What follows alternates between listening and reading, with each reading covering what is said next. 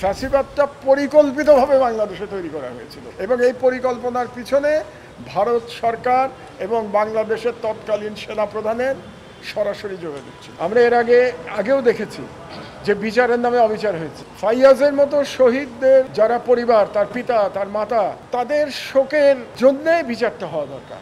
গত 18 বছর ধরে আমি বাংলাদেশের যে সার্বিক রাজনৈতিক অবস্থা সেটাকে তুলে ধরার চেষ্টা করেছি, সততার সাথে লেখার মাধ্যমে করেছি, আমার বক্তব্যের মাধ্যমে করেছি। কারণ আমি একটা ইতিহাস রেখে যেতে চাই ভবিষ্যৎ প্রজন্মের জন্য, যাতে তারা এই 18 বছরের ফ্যাসিস্ট কবলিত বাংলাদেশ কি ছিল সেটা যেন তারা জানতে পারে। এবং আজকে আমি মনে করেছি যে আমার সাক্ষ্য দেওয়াটা জরুরি এই কারণে, যাতে করে আমি একজন নাগরিক হিসেবে, বাংলাদেশের নাগরিক হিসেবে আমার দায়িত্ব পালন করতে পারি। এবং এই যে বিচার হচ্ছে, একটা বাংলাদেশের একটা নিকৃষ্টতম ফ্যাসিস্ট সরকারের বিচার হচ্ছে, ফ্যাসিস্ট শাসকের বিচার হচ্ছে, এই বিচারে নাগরিকের দায়িত্বটা আমি যেন পালন করতে পারি। আর আপনারা জানেন আমার অনেকগুলো পরিচয় আছে। আমি একটা পত্রিকার সম্পাদক, আমি লেখালেখি করি, লেখক, এবং আমি ইতিহাস গবেষক। এবং আমার সেই তিনটে সত্তা মিলিয়ে আমি দেখবার চেষ্টা করছি বাংলাদেশের পুরো চিত্রটাকে।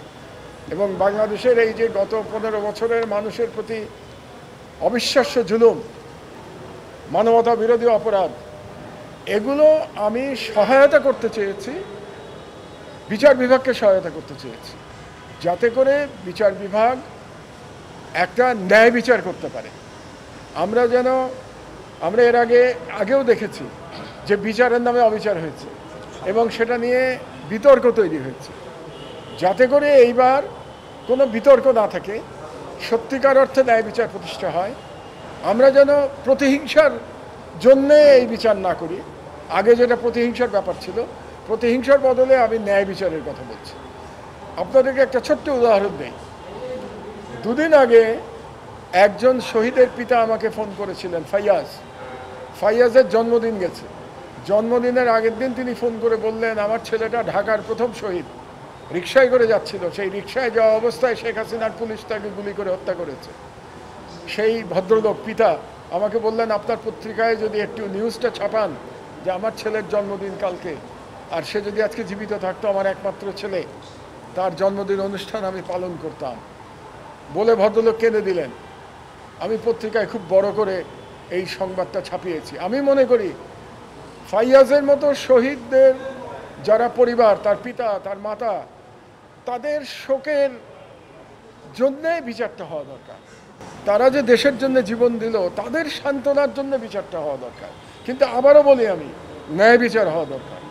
আমরা যেন আবার ন্যায় বিচারের নামে ফাঁসি চাই স্লোগান শুরু না করি।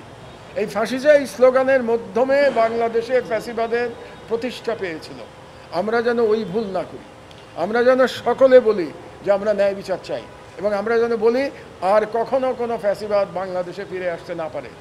এবং যদি না ফিরে আসে, এবং এটা যদি আমরা নিশ্চিত করতে চাই, তাহলে অবশ্যই আমাদেরকে ন্যায় বিচার করতে হবে। দ্য কোয়ালিশন ইয়ার্স বইটা প্রণব মুখার্জির লেখা, যিনি ভারতের রাষ্ট্রপতি ছিলেন, পররাষ্ট্রমন্ত্রী ছিলেন।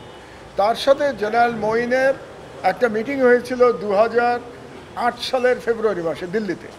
সেই মিটিংয়ে নির্ধারিত হয়ে গেছিল যে ডিসেম্বরের যে নির্বাচন হবে 2008 সালে, সেই নির্বাচনে শেখ হাসিনাকে ক্ষমতায় আনা হবে, এবং শেখ হাসিনাকে ক্ষমতায় আনার বিনিময়ে জেনারেল মঈন তার চাকরি রক্ষা করবেন, তার সম্পদ রক্ষা করবেন, এবং তিনি নিরাপদে দেশ ছেড়ে চলে যেতে পারবেন, সেফ এক্সিট পাবেন।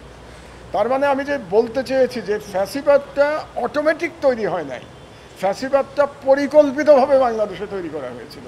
এবং এই পরিকল্পনার পিছনে ভারত সরকার এবং বাংলাদেশের তৎকালীন সেনাপ্রধানের সরাসরি যোগাযোগ ছিল। দেশে দেশে সবার সাথে দ্য নিউজ।